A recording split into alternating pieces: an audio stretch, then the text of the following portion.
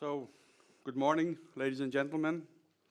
Thank you very much for taking the time and joining us here in Rüsselsheim, on the web and on the phone. This conference will be held in English language, but we do, of course, offer also translation into German and French. Today is a historic day as we announce our future plan PACE to the public. Opel Vauxhall CEO Michael Loscheller will present the plan in detail to you in a minute. Afterwards, Carlos Tavares, Chairman of the Managing Board of Group PSA, will speak to you as well. Both are looking forward to taking questions after the presentation. You can raise your questions here in the room, but of course also via the web tool and on the phone. After the press conference, we will offer pool TV and radio statements with Mr. Tavares and Mr. Loscheller in the room next door, here behind me. And now I would like to hand over to the CEO of Opel Vauxhall, Michael Loscheller. Michael.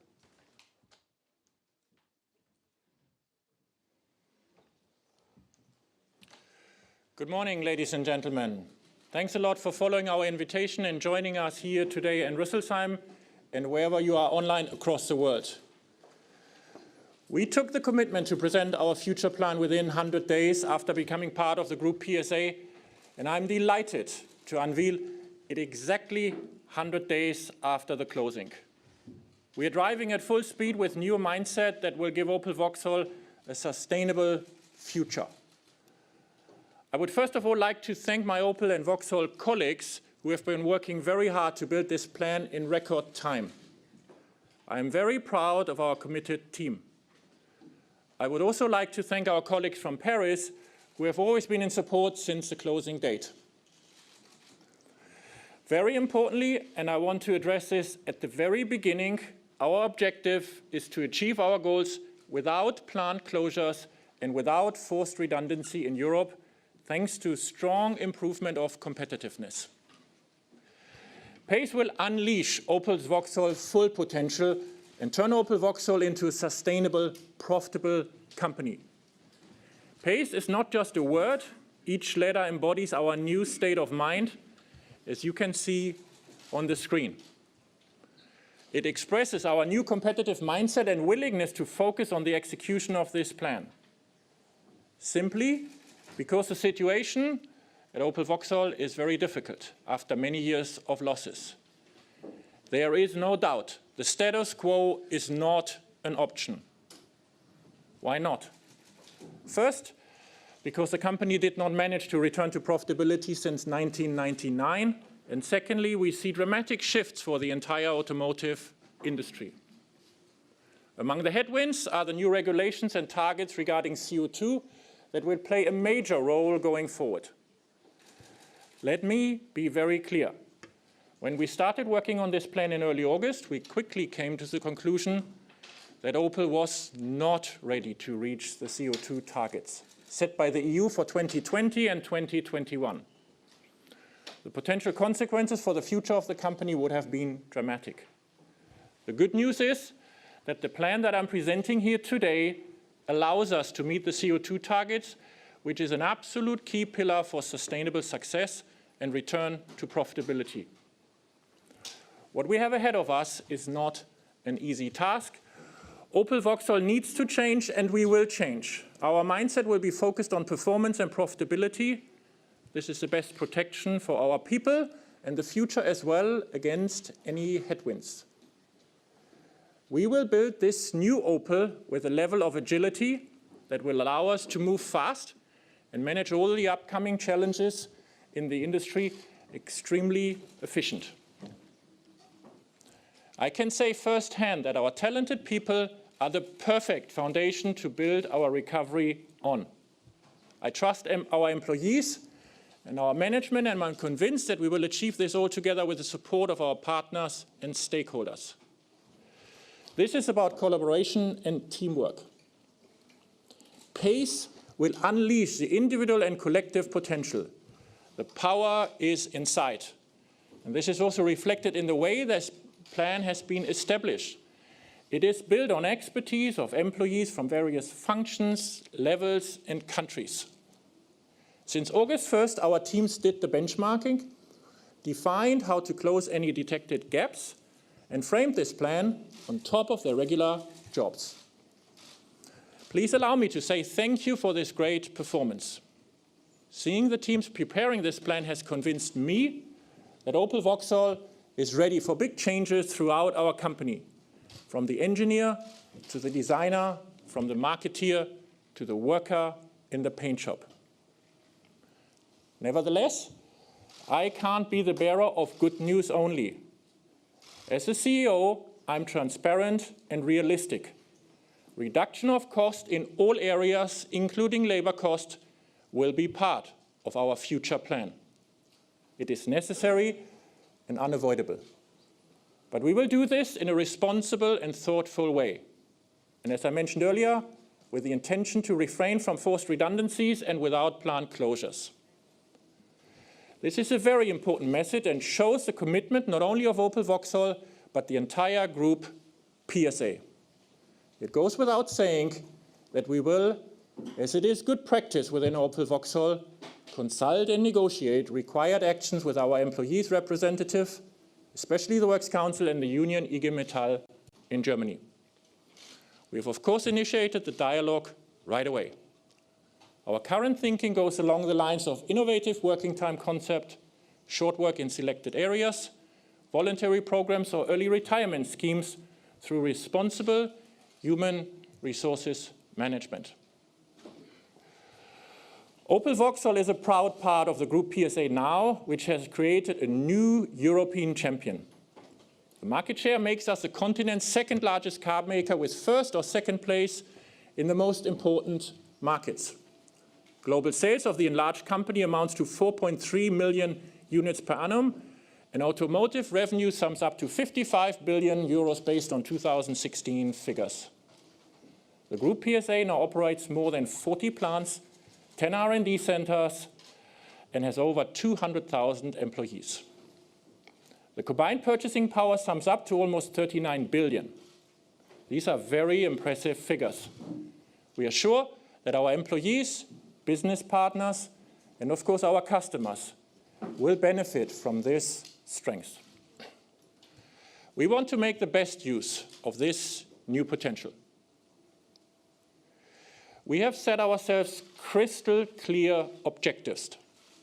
In the first phase, we are targeting to become profitable again and to reach an automotive recurring operating margin of 2%, as well as a positive operational free cash flow by 2020. However, we will not stop there and instead have set ourselves a much more ambitious goal for the second phase of our PACE plan, in which we improve and accelerate growth. By 2026, we intend to reach an automotive recurring margin of 6%. The Group PSA has proven that it is possible to reach such ambitious targets in record time, coming from minus 2.8% operating margin in 2013 to more than 7% positive in the first half of 2017. And there is no reason why Opel Vauxhall can't achieve this too. All of us at Opel Vauxhall are truly committed to fulfilling this plan and will be proud to deliver these goals. This will require a strong focus on execution, which is 95% of the entire work. The first action that I want to point out to achieve this target is a significant reduction of our financial break-even point to 800,000 units per year before 2026.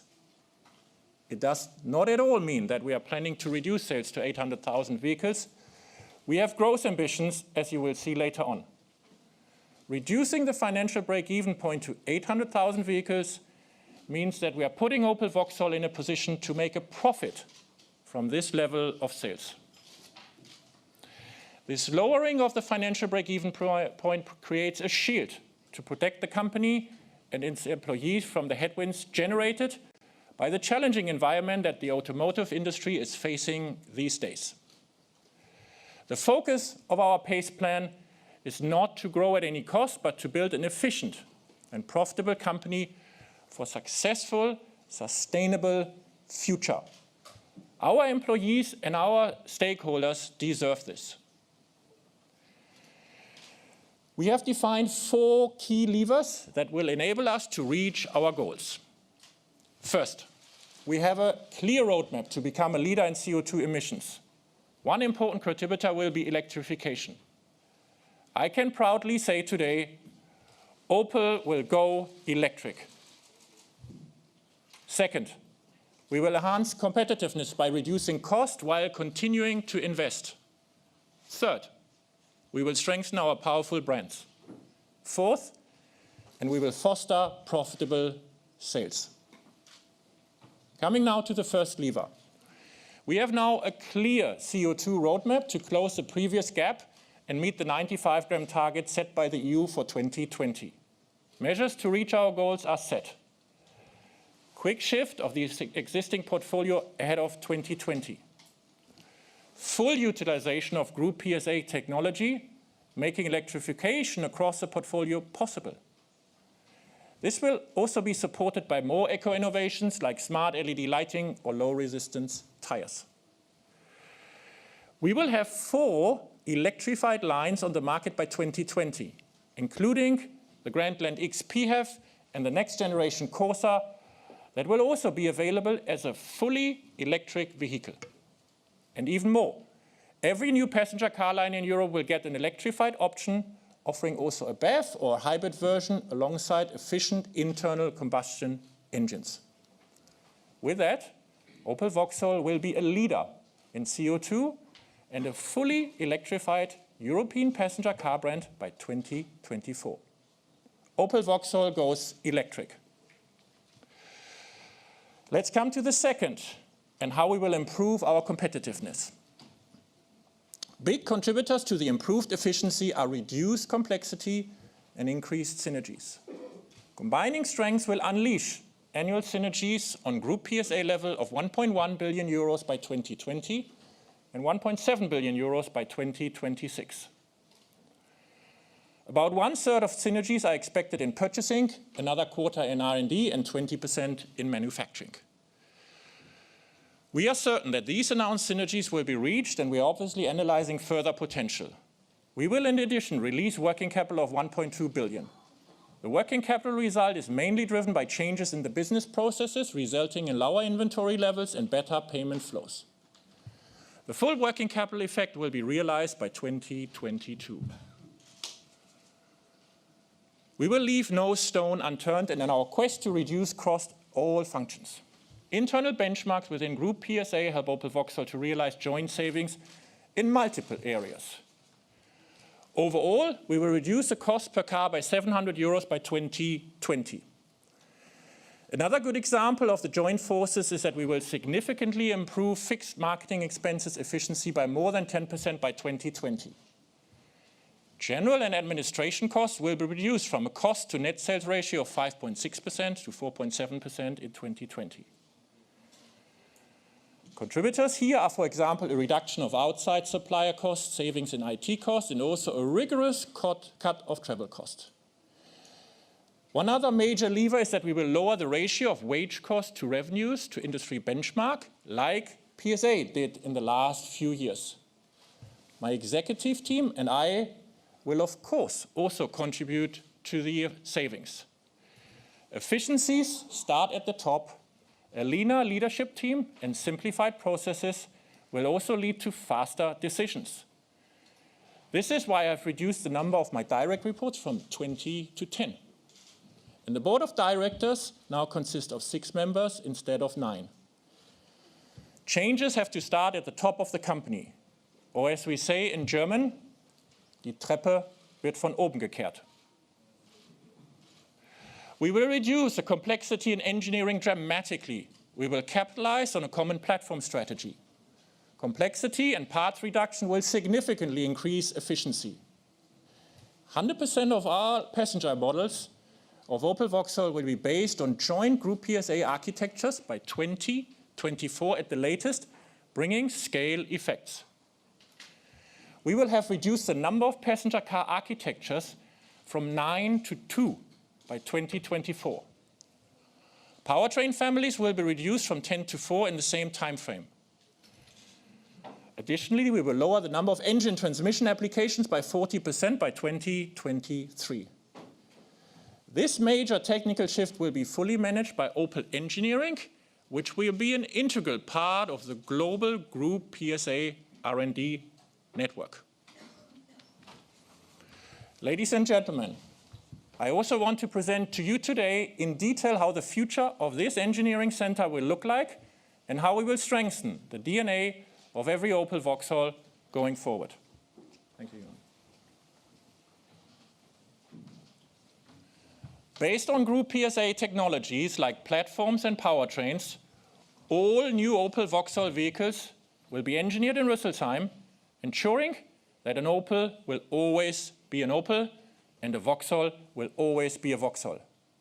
We will engineer our cars with the same focus on the key differentiators that our customers love, with German precision, quality, and reliability. This includes our unique design, the German chassis tuning, very precise shifting and steering, and of course our leading light technology, the healthy ergonomic seats, and a low noise and vibration level tested at high speed on German Autobahn. Overall, we will benefit from a stronger and increased joint Group PSA R&D capacity. The joint R&D and CapEx spendings will amount to 7 to 8% of automotive revenue. We have now a clear vision of the strong contribution of Rüsselsheim R&D Center with the creation of core competencies from the entire Group PSA. This is a clear proof point how the competencies and capabilities of our engineers are recognized. At the beginning, the engineering center will have the lead for the following areas beyond design and conception for all future Opel Vauxhall vehicles. US market federalization for vehicles and powertrains, fuel cells, alternative fuels, certain automated driving and driver assistant developments, electric and electronic test automation, and software configuration and release. Of course, our engineers will work closely with the other Group PSA R&D centers across the world. With this setup, the future of Opel Engineering in Rüsselsheim is at the heart of Group PSA R&D network, which will benefit to a maximum from the highly recognized competence of our engineers. Status quo is not an option in manufacturing, and our goal is to enhance competitiveness as we want to bring Opel Vauxhall plants to industry benchmarks. We target to improve efficiency of our manufacturing and logistics by more than 400 euros per car by 2020. We will use several levers like the reduction of the component diversity by 50% or right-sizing the plant space and improve logistics efficiency. We target space savings of around 25%. Our goal is to increase utilization of our European plants by more than 100% by 2020, for example, by moving volumes from Korea to Europe. By 2020, we will import nearly 200,000 vehicles less per year. Another lever is that we will be able to reduce our CapEx from 6% of revenue in 2017 to 4% in 2020 through improvement in carry-over tools. All of these measures will contribute to reduce the performance gaps as quickly as possible.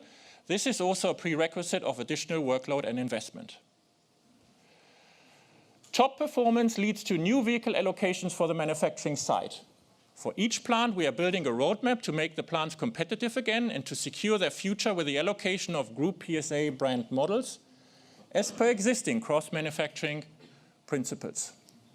For strategic reasons, we can't inform in detail about future vehicle allocations, but I can unveil first parts of the global investment plan for the modernization of the following plants.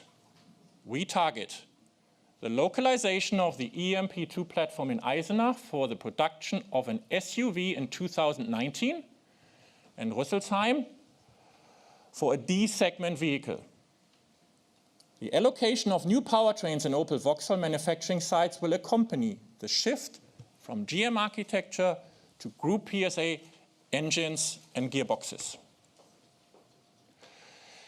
Let me now guide you through the actions of our third lever, we will strengthen our brands and improve in pricing power and quality. Opel Vauxhall brands are clearly positioned. The Opel brand promise is Opel offers German precision, engineering, and high-tech for all. We ensure that the latest and most relevant innovations are accessible to everyone. The brands Opel, Vauxhall, Peugeot, Citroën, and DS Automobile already differentiate themselves very strongly today with a very low cannibalization risk. There is one thing that we have made clear from the beginning. Opel will remain a true German brand. It adds Germanness to the Group PSA portfolio. The Grandland X, which you see at the back of this room, is a prime example for the brand differentiation within Group PSA. The Grandland X and its cousin, the Peugeot 3008, are jointly developed within the Group PSA on the cutting-edge platform EMP2. And even though the Grandland X shares a platform with the Peugeot 3008, everybody can see that these are two very different vehicles addressing two different kinds of customers. The Grandland X is a true Opel. The 3008 is a real Peugeot. This brand DNA is reflected in our new brand claim, which we introduced this summer. Die Zukunft gehört allen, the future is everyone. Let's have a closer look. We don't know what the future holds, but we know it can't be the same as the past. Everything has to change. Our world, our cities, our lives. To put an end to accidents, noise and emissions. To make mobility really accessible to all of us. To make technology for a humane way of life. For a planet we can be proud to pass on to our children. It's our aspiration that everyone can participate in this change. Why should what is important for all only be accessible to a few? We don't always want to be the first, but we always want to be the first to make the best accessible for everyone. There's no time to lose, because only these inventions that are available for all will actually make the world a better place. Opel, the future is everyone's. Same what applies to the Opel brand obviously is also true for the Vauxhall brand. Every Vauxhall will be a true Vauxhall, and Vauxhall will remain a true British brand. The Opel Vauxhall design philosophy manifested in our creation is defined as German precision meets sculptural artistry. The Germanness of the Opel brand represents technology, precision, quality, and a structured purity in both design expressions and execution. The sculptural aspect of our design highlights the important, exciting, and emotional side of Opel Vauxhall. Our design philosophy will stay consistent, but be reinterpreted over time with established design cues, evolving to express the boldness of our brand. On the chart behind me, you get a first glimpse of what you can expect of Opel Vauxhall in the coming future. Design will remain one of our core strengths and brand differentiators going forward, showcasing innovative visionary ideas and technology that will be exciting and relevant for all our customers. Based on an even stronger brands and higher quality products, we will focus on enhancing our pricing power. We will also focus on communicating these values even stronger to our customers. A better sales mix and price positioning are key pillars to make progress in this area. Key focus is to capitalize on our young product portfolio in the fast-growing SUV segment. By 2021, 40% of our sales volume will be in this booming and very profitable market segment. Next year, our three SUVs, Crossland X, Mokka X, and Grandland X, will be available for the first time for a full year. And let me name just a few further examples how we reach a higher pricing power. We will reduce drastically non-profitable sales and will be very disciplined in terms of sales channel mix. We aim to grow our market share in retail with our new product offerings and fleet and improve total cost of ownership thanks to CO2 forthcoming leadership. The introduction of the top-of-the-line trim level Ultimate will position our cars higher. Our overall pricing power target is a 3-year improvement by 4 percentage points versus the benchmark. We are convinced that quality must be at the core of our DNA. Substantial improvements in quality performance have already been achieved in recent years, but will not stop in improving every day. We want to be among the best in industry with regards to quality, customer satisfaction, and loyalty. We have set ourselves clear targets. Our goal is to achieve a leading position in quality and customer satisfaction for each new product we bring to the market. In manufacturing, we are moving from a purely manufacturing-focused quality approach to a holistic enterprise approach. The direct run rate is a key performance indicator for first-time quality in manufacturing process. Our goal is to close the gap versus industry benchmark level by 2020. Furthermore, we will improve our brand loyalty through actions and incentives at dealer level to close the gap to the benchmark by more than 50% by 2020 and achieve benchmark levels by 2024. We will support increased residual value of our products by improving reliability and durability, totally in line with the brand claim that stood for Opel over decades. Opel, der Zuverlässige. Let's come to the fourth lever. We will put a stronger focus on profitable sales with new models, markets, and an LCV offensive. As you all know, 2017 was an exceptional year for Opel Vauxhall with the launch of 7 new models. We will continue our product offensive, and on short term, this includes 2 major launches, the new Combo in 2018 and the next generation Corsa in 2019. In total, we will launch 9 new vehicles until 2020, including body styles and mid-cycle enhancements. To put even more focus on profitability, we will reduce complexity and focus on key profit pools, options, and versions. Beyond our passenger car offensive, the light commercial vehicle business will be an even stronger contributor for Opel Vauxhall in the new setup, as we will benefit from synergies with the European market leader, which is Group PSA. We will develop our footprint in this financially attractive business where we are currently underrepresented. Enablers will be the strengthening of the attractiveness of the LCV business for our dealers. The launch of the new Combo in 2018, which is jointly developed with Peugeot and Citroën brands. This very competitive product will lead to higher sales thanks to a strong, exciting vehicle, both in the commercial and the family mover segment. Exploration of new market potential starting with Turkey. Start of the electrification of our LCV portfolio in 2020 to address customer needs and fulfill the city's requirements for the future.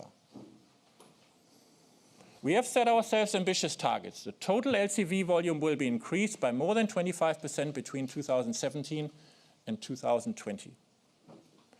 Another driver of profitable sales will be the increase of export sales outside Europe, as there is a clear potential for a German brand.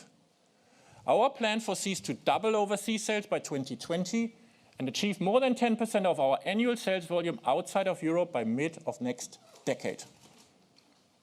To reach this, we will further strengthen our brand in the 15 export markets in Asia, Africa, and South America, where we are already present today. Beyond that, we will enter more than 20 new export markets by 2022 by leveraging Group PSA sales and industrial footprint around the globe. The fact that Group PSA operates plants around the world gives us many opportunities to expand our international footprint quickly and without huge investment in greenfields. Additionally, we will explore worldwide mid-term opportunities for the launch of Opel in important global markets such as China and Brazil. Of course, each export business must make money. Opel will go global, finally. We have identified additional profit and revenue drivers. We will develop our after-sales business, which will lead to an improvement in operating profit of more than 100 million until 2020. One important aspect is finding synergies in the warehouse and logistics footprint across Europe. Learning the best way to market our parts and accessories to our customers in Europe together in our new constellation will lead to further profit improvements. Another important cornerstone of our future plan is the strengthening of our financial services activities. The closing of Opel Bank is effective since November 1st and will lead to new possibilities for us. We will introduce full-service leasing offers in a first step in Germany starting in 2018. We will be able to offer benchmark financial services via Opel Bank and Vauxhall Financing, leveraging BNP Paribas' very competitive cost of funds and Bank PSA expertise. Overall, we will increase the penetration of financial offers, services, and insurance products. Furthermore, we will continue to professionalize our dealer network. We will enable our dealers to become more performance-oriented. We will also foster the digitalization in sales, and a very good example is our CarU pilot store that we just opened in a mall in Stuttgart. You have just seen a comprehensive overview of the most decisive measures we plan to implement in the coming months and years to make Opel Vauxhall profitable and sustainable. Through PACE, we commit to deliver clear targets. In the first phase, positive operational free cash flow and 2% operating automotive recurring margin by 2020, and then 6% by 2026. Let me summarize how we want to achieve these targets. The levers for our turnaround are a clear roadmap to become a CO2 leader in a fully electrified brand by 2024.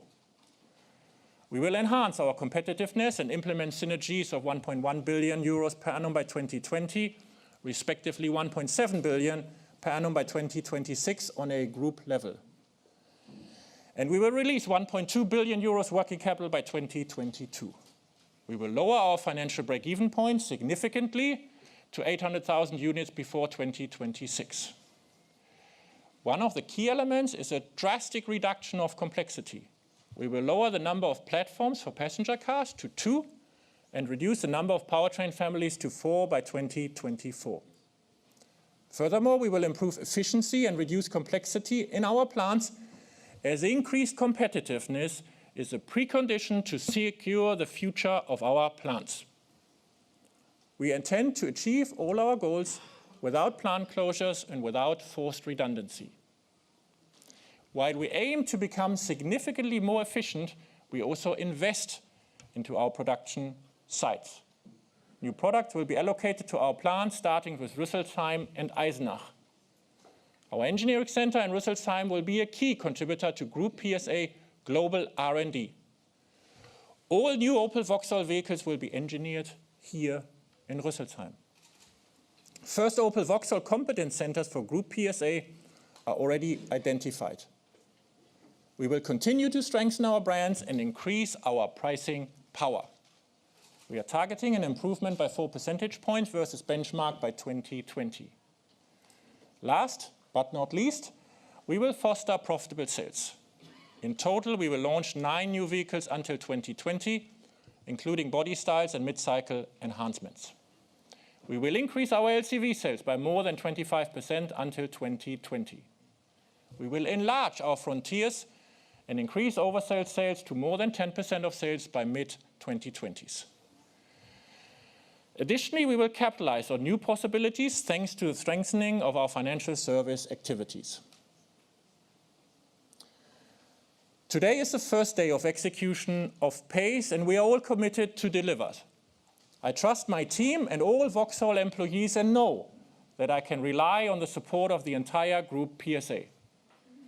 All together with our stakeholders and partners, we tackle every key area of our business. Opel Vauxhall will go profitable, electric, and global. Thank you. And now I would like to hand over to Carlos Tavares for further remarks.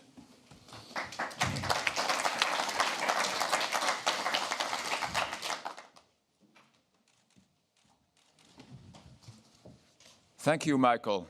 Thank you for this clear presentation, and good morning to you all, ladies and gentlemen.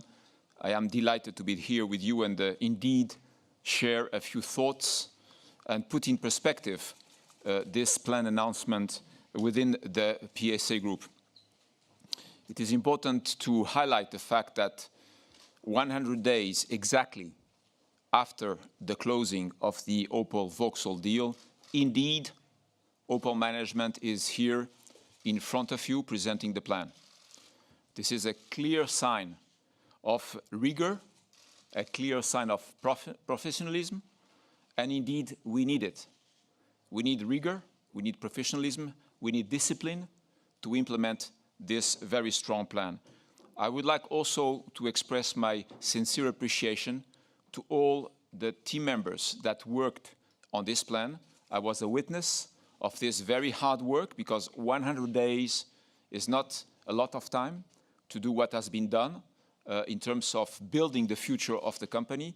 And I would like to express my sincere appreciation to all the executives, all the team members, and to Michael Löscheler for the work that has been done over this last 100 days to build this plan. This plan is not a gimmick plan.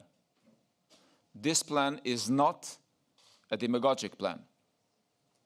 This plan is robust, this plan is honest, and this plan has been built by the Opel employees for the Opel employees. It is very important that we all understand this. And I would like also to highlight that the leadership of the management team will be key for the success of this plan implementation. Of course, Michael mentioned that, and we all know it from experience, that a plan is a plan. And the plan is 5% of the work that we have to do. What we have ahead of us is 95% of implementation. And it is important that we all keep this in mind. At this point, we have done 5%. We have 95% of execution and implementation ahead of us. So if we look back at what has happened to this company over the last 15 years, I think it is a matter of fact that not only we did not prepare for the future, as Michael mentioned, with the CO2 situation that was faced by the team over this last month, not only we were not on track to meet the European CO2 requirements, but on top of that, we have to recognize in an honest and peaceful way that over the last 15 or more years, this company has lost more than $10 billion of accumulated losses. This company has cut more than 30,000 jobs, and this company has lost more than 3 points of market share in the European market. This is a fact. And this is where we start from. It is something that, of course, is a dramatic situation. I think we should not have any restraint on this matter. We are facing a dramatic situation, and taking into consideration the headwinds that are now visible in Europe, we can say that this dramatic situation is getting worse and worse day by day.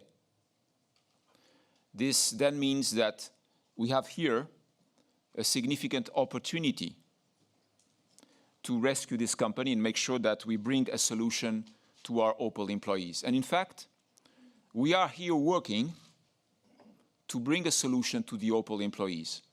I think it is fair to say that over the last 15 years, looking at these results, we have not given them an appropriate answer as we were not able so far to turn around the company. So if I'm standing here in front of you this morning with Michael, it's because we are committed to bring a solution to the Opel employees for a very simple reason, is because they are expecting us to do so. The Opel employees are expecting us finally to create a sustainable future for this company. And that means that we need to ask management to manage. We need to ask management to manage without fear, with a sense of responsibility on the fact that we are doing the right things to make sure that we bring an answer and a positive answer to our employees. I would like to share with them a very simple statement. The unpopular leaders of today will be the heroes of tomorrow. Managing a car company, taking all the appropriate decisions to make it a sustainable company because it delivers recurrent profits, is not, of course, an easy task, but is a rewarding task. It is something that puts you in a position where when you get the results, you can look at your people and say, well, guys, all the decisions we have made were not easy. Some of them, you didn't like them, but at the end of the day, it works. And now we can hand over to the next generation of leaders a company that is healthier, with better results, and a capability to invest in its own future. So I would like here to highlight the fact that we need to create the conditions for management to manage. So going back to what happened to the PSA Group over the last 4 years, I just would like to remind you that in April 2014, we presented the turnaround back in the race plan. It was a plan focused on operational excellence. As you know, they deliver some good results, and we are now implementing, since April 2016, our profitable growth plan that we call Push to Pass. And turning around the PSA Group was not an easy task. I must say we were not always popular in all the decisions that we had to make to turn around this company, but it was possible thanks to a clear convergence between our employees, our union partners, and all the other stakeholders that were facing this dramatic situation. And we were all eager, employees, management, unions, suppliers, stakeholders. We are all eager to demonstrate that it was possible, even though many observers, and eventually some in this room, thought it was not possible. So I'm happy to present to you some of the results that were achieved as a testimony on the things that can be done in this automotive industry, which we know is highly competitive and sometimes brutal. So the PSA Group started in 2013 with a minus 2.8% operating profit margin for the automotive business, minus 2.8. And on the first half of 2017, we delivered a very robust 7.3%. So we moved from minus 2.8 to plus 7.3.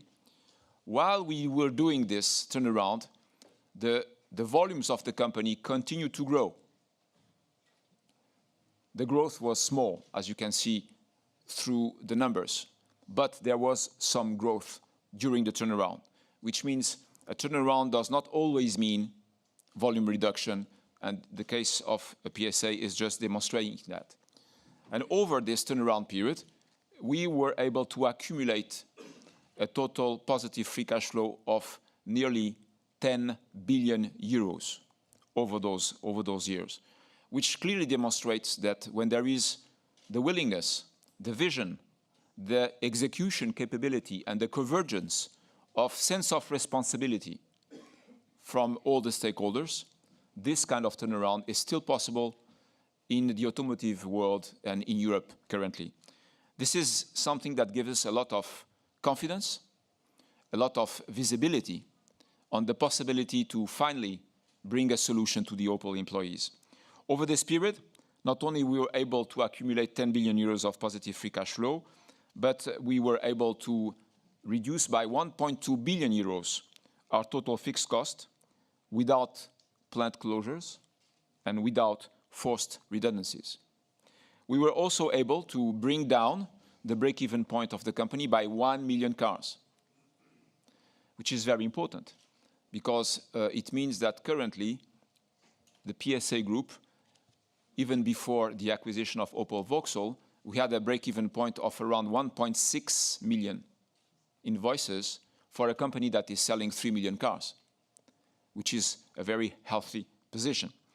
And of course, I don't want to forget here the importance of the pricing power, which is the capability to sell to the customer the value of what is created in the company. And of course, this is paramount to the profitability of the company. So this journey was based on 3 levers. Why could this happen? Well, it happened first because the leadership was able to unleash the potential of the people of the company. And I want to testify in front of you that over this last 100 days, I have met great people by Opel Vauxhall. Great people. And this is something I want to tell you, not as a demagogic comment, but just because it is the truth. We have great people at Opel, And we have great people that are eager to unleash their own potential. And I would like to tell you very simply, for Opel Vauxhall, people are not the problem. People are the solution. This turnaround plan will be a success based on the quality of our people, based on the leadership of our managing board to unleash the potential of these people. And this is exactly what happened by PSA. Second lever, make sure that the management is fully empowered to pull the performance. The management does not fear to be highly demanding. Management does not fear to be unpopular. Management needs to manage. Management needs to do the right things because at the end of the journey, there is a healthier company. There is a profitable company. There is a proud company, proud of its own turnaround. And the third lever is the understanding that we give the people the possibility to have their destiny in their hands. We have no intention, and I have no intention, to micromanage Opel Vauxhall. Opel Vauxhall is in the hands of Opel CEO and Opel Managing Board. The only thing we want is to make sure that this company becomes a healthy company at the end of the day, and of course, it will benefit to the PSA Group, but we want this company to become a healthy company on its own merit, based on its own vision, based on its own strength and energy. This is important, and this is, of course, a third and very important lever is to make people understand that they have their destiny in their hands. So overall, what is the most important is to understand that the only thing that protects in our world, a very fast-changing world, the only thing that protects is performance. Everything that is not related to performance is demagogy. So if we want sincerely to protect our people and to protect Opel Vauxhall, we need to look for performance, and we need to deliver performance. Performance, of course, with our partners, our suppliers, performance with our dealers, who have to take care of our customer satisfaction, and of course, looking for performance with our union partners.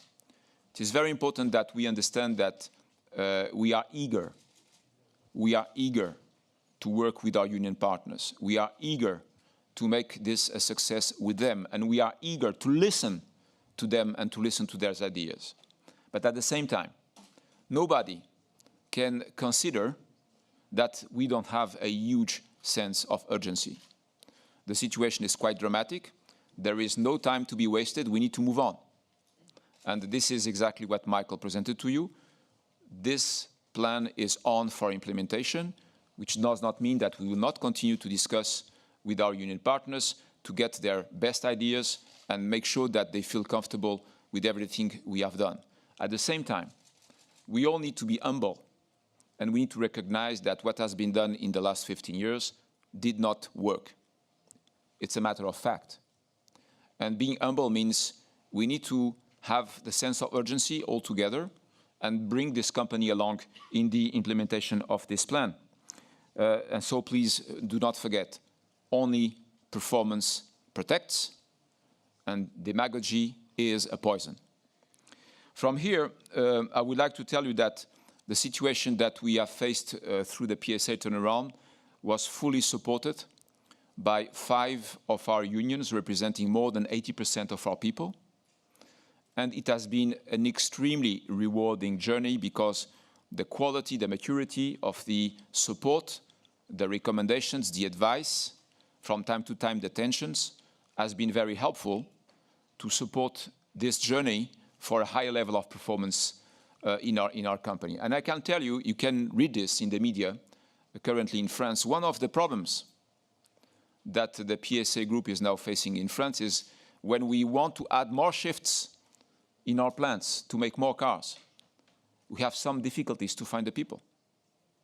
This is the situation because our volumes are growing significantly, because our products are a great success, and because we have currently, and this is the number in October, the capacity utilization rate of the PSA plants is 130%. which means that all the work that was done over those 4 years in terms of quality, in terms of pricing power, in terms of competitiveness of the core models, in terms of overall efficiency, all of this work is now showing results. And as you can see in the numbers, the market share of the PSA products is now increasing. So to finish with, I would like just to tell you that I would like to share with you an invitation to elevate the vision that we have for this enlarged PSA Group. We would like to build a European champion. We would like to make sure that everybody understands that being a strong champion in Europe with 3 million car sales in Europe gives us a very strong basis from which we can leverage more profitable growth overseas. And you see that when we compare this 3 million sales in Europe for the enlarged PSA Group to the other bigger groups in the world, you see that you cannot be a strong global leader if you are not strong in your home market. And our home market is Europe. So we are very confident that having this strong European base at 3 million car sales in Europe is, of course, the foundation from which we can leverage better and more profitable growth in the world, and you can compare with the other groups. So this is important that we also understand that we try to elevate ourselves above the nationalisms. We try to build a European champion because we believe that Europe needs to compete with the rest of the world, being the Asian brands, the American brands. And we need in Europe to have a European group that will be strong enough in its own market to be able to invest the cutting-edge technologies, to be able then to go and conquest more markets overseas, and this is exactly our strategy. So this is something I wanted to share with you. And finally, just 3 simple comments. By PSA, with this enlarged company, we considered that performance matters more than size.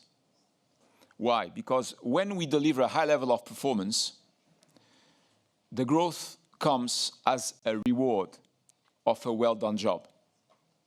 So we don't focus on volumes. We don't focus on market share growth. We try to make our customers happy with great service, great products. And if we make them happy, growth will come as the reward of a well-done job. And this is our understanding of what we should do.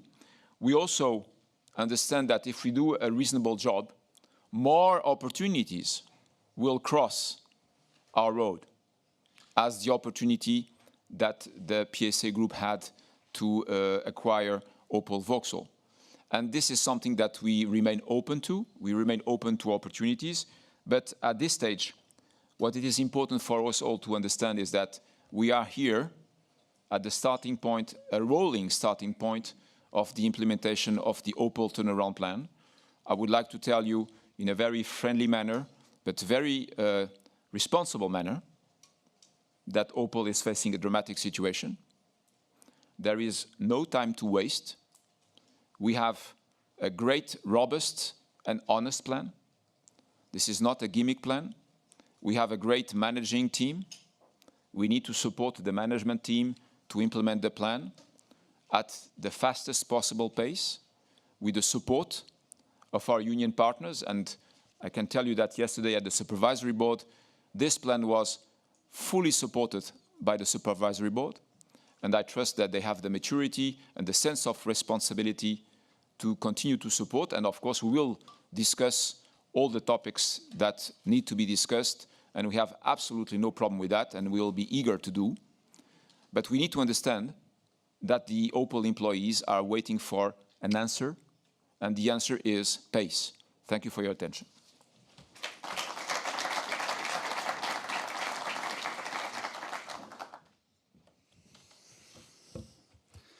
So, thank you, Mr. Tavares, and thank you, Michael Loscheller. Now is the time to take your questions. As I mentioned before, You can ask the questions here in the room, but I have also questions on the phone and via the live stream.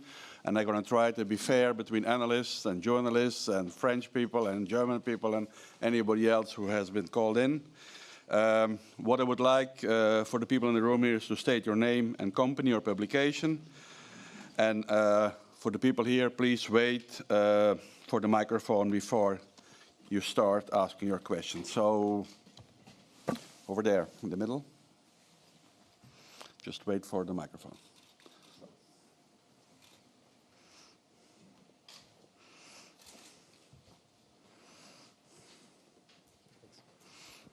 Max Hägler, Süddeutsche Zeitung aus München. Mr. Tavares, Mr. Loscheller, thanks for being here. 2 or 3 questions. You said... Can I ask you to concentrate on one, because otherwise... Okay. So ask your question. Then the hard question. Some people are saying, some people with expertise on Opel technology and management are saying your words are arrogant and the plan could be arrogant. What's your answer? Well, thank you for your question, because indeed those are the questions that need to be asked. I think it doesn't matter. What matters is what kind of solution we are bringing to the Opel employees. And indeed, this perception that you may have, which is of course not my intention, may come from the fact that we are passionate. We are passionate about fixing this significant problem. And I am very sorry to see how much pain has been created in this company for so many years, with the results that we have shared with you.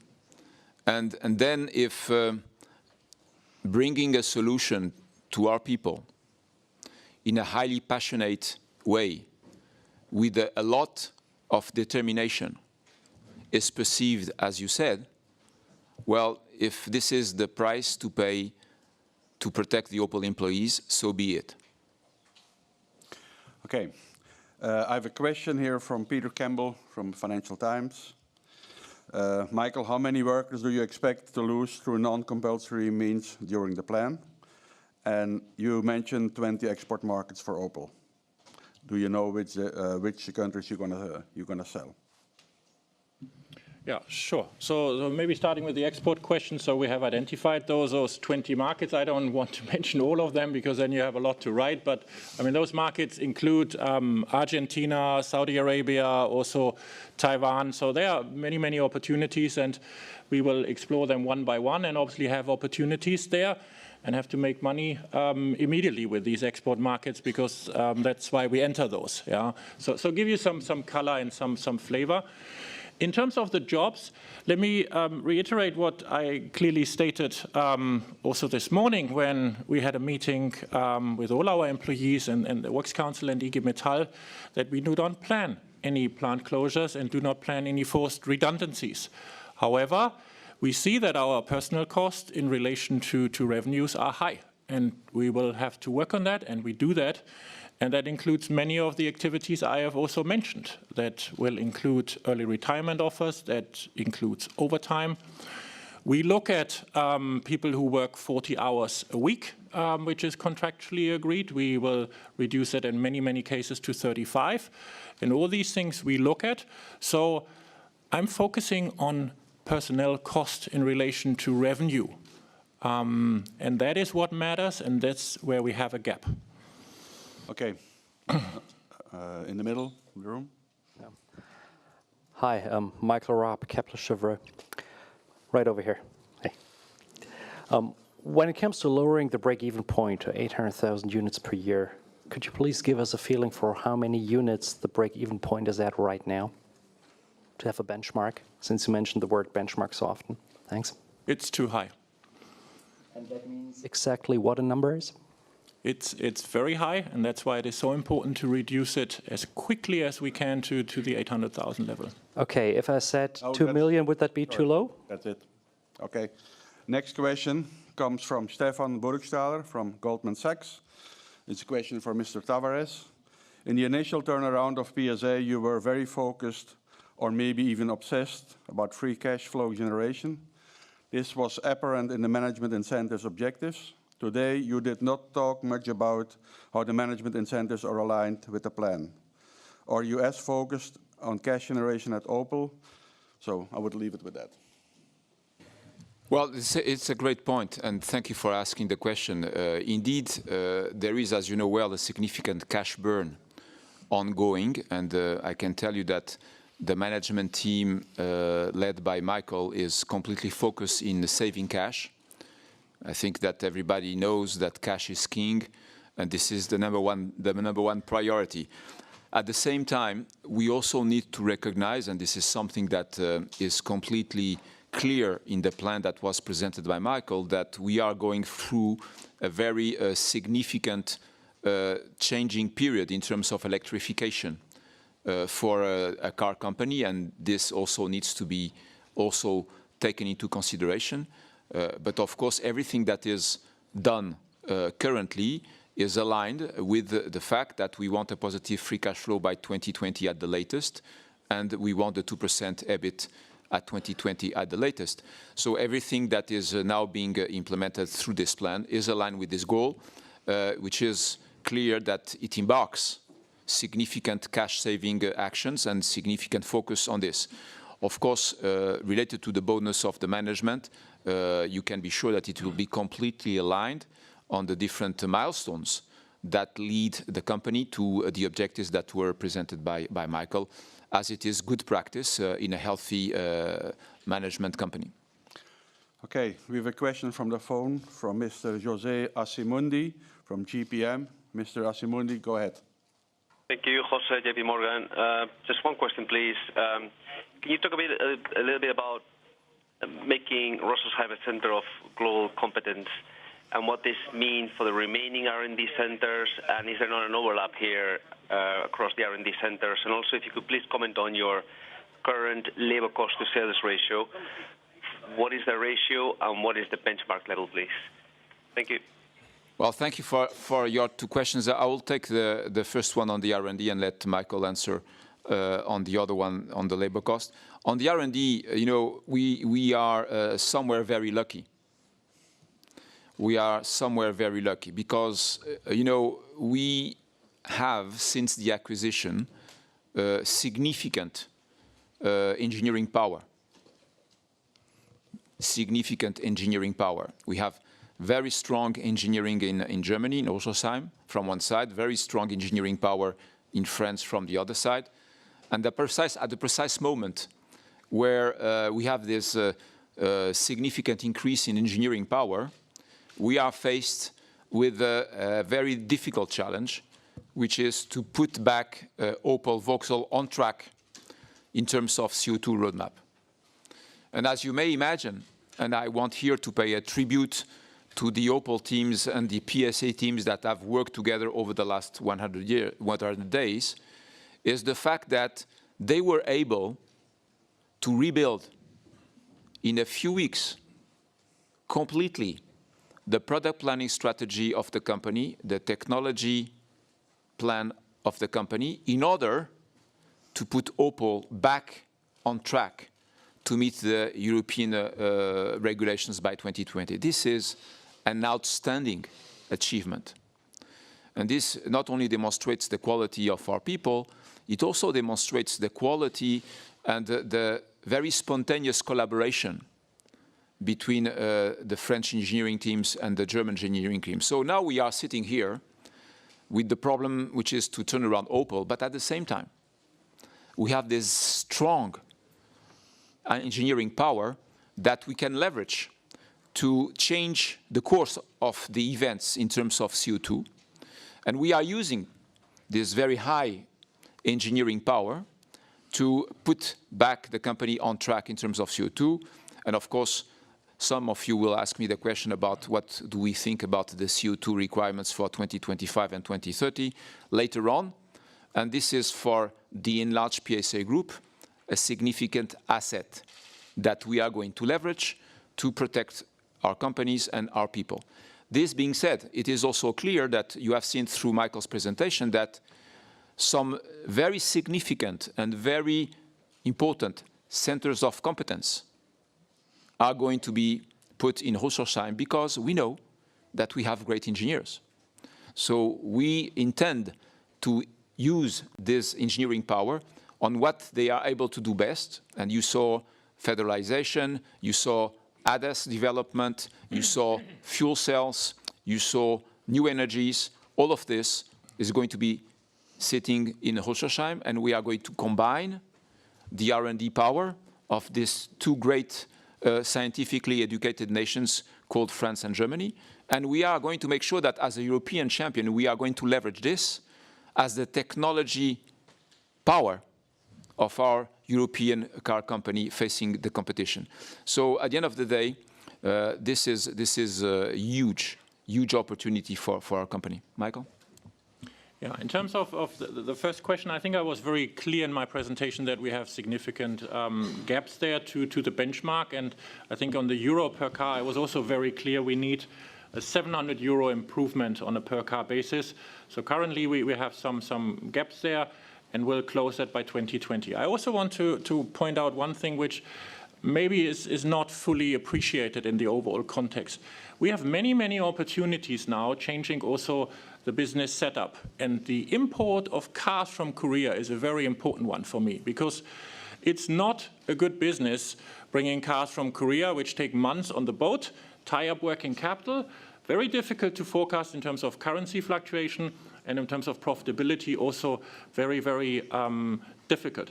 So these reductions of import volumes I talked about are very important for us, and obviously helps us also to strengthen employment in Europe. Yeah, so those are big opportunities we now can take, and we do that, and they overall strengthen us in terms from a financial aspect, also working capital aspect, but also an employment one. But very clearly, to wrap this up, we are behind benchmark, and that's why we are very clear in terms of the targets, an improvement of 700 euros per car by 2020. Okay, Annette, I need you here, the microphone in the middle.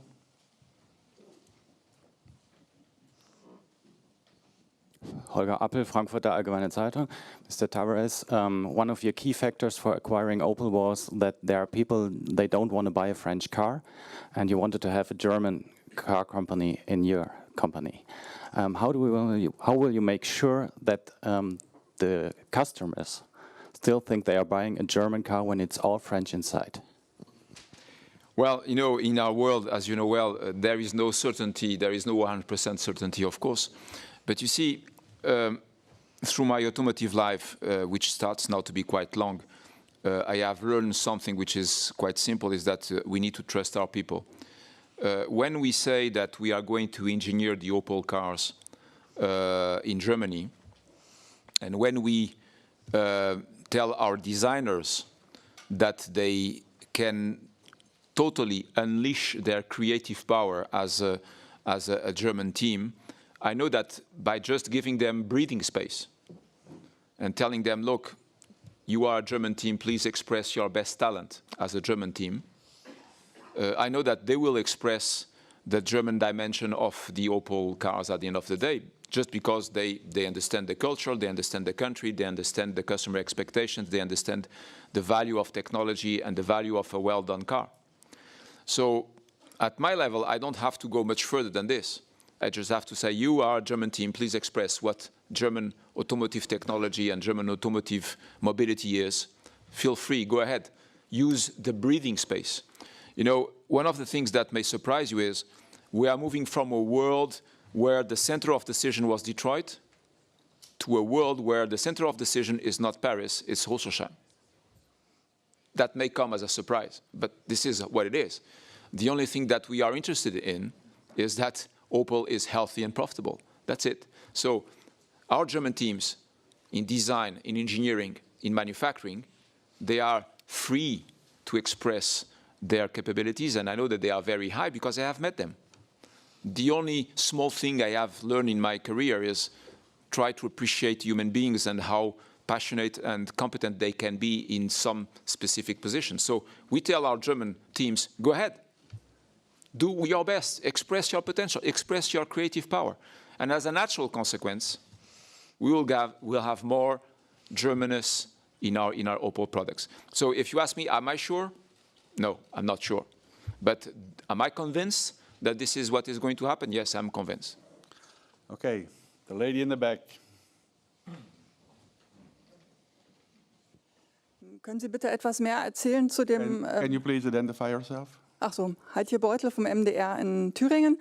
Können Sie bitte etwas mehr zu dem Standort Eisenach erzählen, zu dem Modell, das da geplant ist, welche Stückzahlen geplant sind und ob das 2- oder 3-Schichtbetrieb bedeuten wird? Das sind schon viel zu viele Fragen jetzt. Das kann man in einem Satz beantworten. Hello, Cheryl. The question was on Eisenach and the model, the SUV. So, sorry, let me re-emphasize this point, because I think it also shows that we take actions and change things. So to launch a car in 2019 in Eisenach without electrification is not responsible management.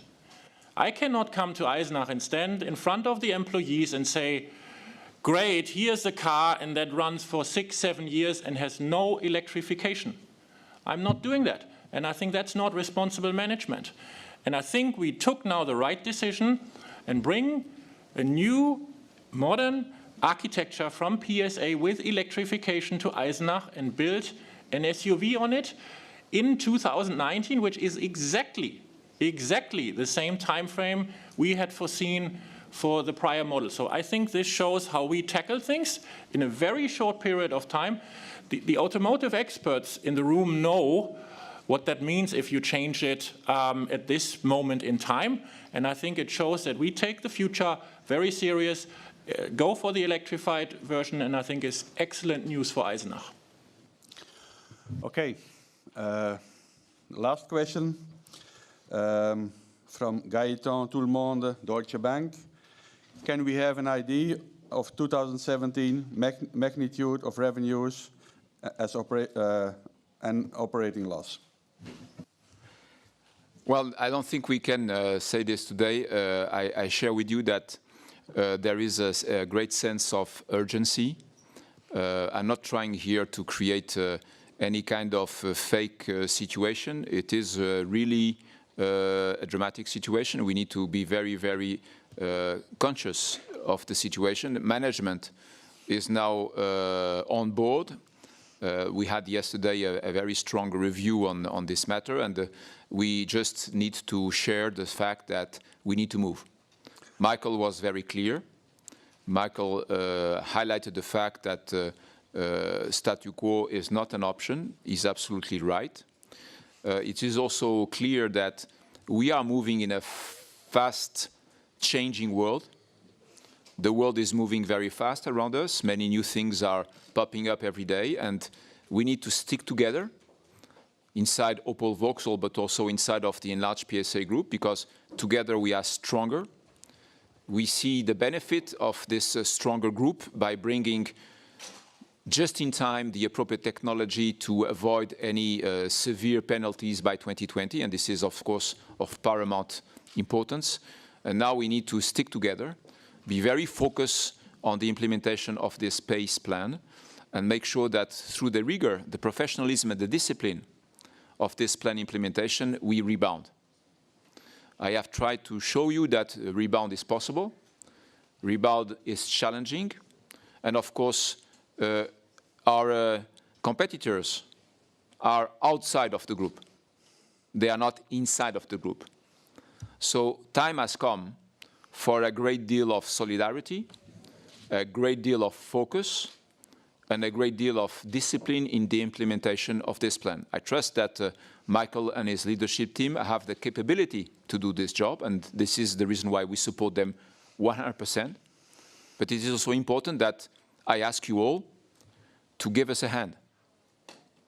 I would like also that you be part of this turnaround process, because I think it's good for our employees that we also support them by creating around Opel an atmosphere of some serenity that gives them the capability to focus on their own job, to do the right things for the company. So I would like also to ask you to support Opel, to support Vauxhall, and make sure that you give them a chance to turn around their own company, because it is important for them that this company finds its own way to a sustainable future. And I would like, in advance, to thank you for your support, as I did to our media stakeholders when we were in the process of turning around PSA. And I must say we were fully supported with a very objective and very friendly support from our friends. So just like to extend this request to you, because this, what is at stake is very important, not only for Opel, but also for Vauxhall, for the PSA Group, and for Germany. Thank you for your support. Okay, let me just give you a couple of housekeeping items now. We are now at the end of the press conference. If there are any open questions, and I'm sure there are, you can talk, of course, to the investor relations team or the media relations team. We have all the materials that are available on our website. So everything what's related to today's announcement you will find there. And we are also uploading pictures from the press conference as we speak here. Those who want to stay a little bit longer can do. We have Wi-Fi everywhere around, so you can work from here. And for those who are hungry, we have a soup for you. For the television and radio, we have a room next door where we're going to have the possibility to take some shots there. Thanks again, and have a good day.